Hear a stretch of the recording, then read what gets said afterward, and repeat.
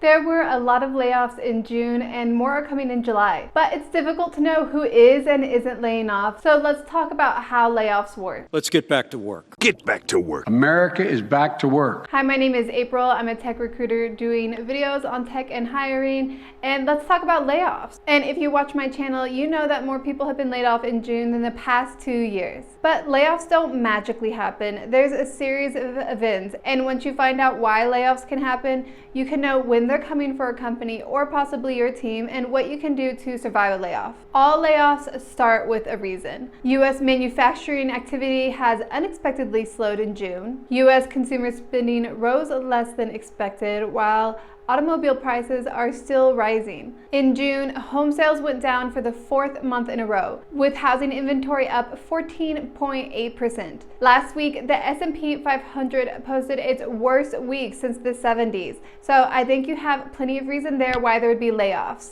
The last recession hit gas, cars, homes, but this recession is unique. Wait, is it a recession? CNBC is still talking about how it will maybe be a recession next year, but in the last recession it affected certain industries. This recession is unique in that it's affecting basically every industry and everyone's spending power is slowly being reduced. And the sad truth is that it's a lot easier and cheaper to reduce headcount than it is to sell an office building or, find new ways to produce revenue.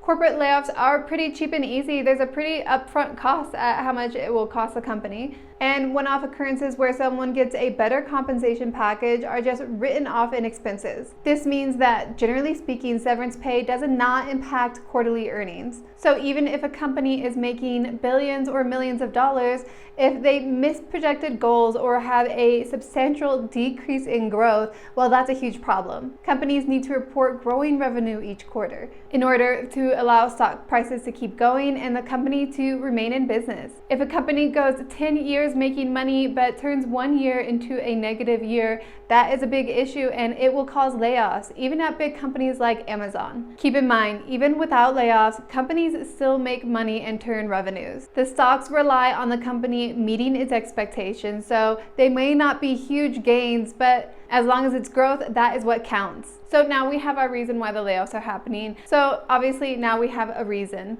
Next comes the analysis. The company needs to determine how much money they need to save in order for quarterly numbers to look good. Typically, the C-suite will hand that information down the management ladder, and each manager needs to figure out their part of cutting costs. Typically, data analysts will create different scenarios and different outcomes for the company based on what it will do and creates a final game plan. Who gets laid off? The third step. Typically, a director will hand a manager a list of dollar signs they need to cut off their budget. They look at their employees, assess their skill level, and see who the team could live without. For example, finance might tell the director of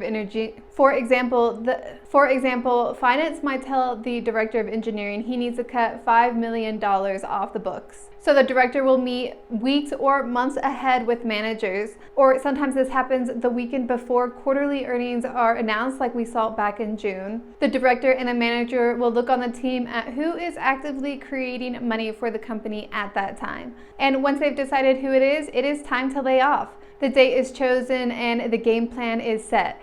Employees across the company will be laid off at the same time and automatically locked out of their computers. Within an hour, all meetings are done, so there isn't any hearsay between employees. Everyone knows pretty quickly. Notice there is no public announcement. Well, companies do not need to disclose layoffs, even to stockholders. Generally, the only way that we find out about layoffs are employees putting information online or journalists writing about it. So if you see the news right now with the layoffs and you think they aren't too bad, well, just keep in mind, you're probably only seeing a half or maybe even only a third of the layoffs that are happening. It's not really good PR for a company to lay off, so they don't really want people to know. Companies like Tesla cannot avoid it, but a lot of companies can. So now that we know why layoffs can happen, you can better predict if you are going to be laid off. How is the company stock going? I think now after Q2 is over, moving into Q3, a lot of Q2 earnings reports are now being examined. I do suspect that there's going to be more layoffs as stock prices do continue to go down.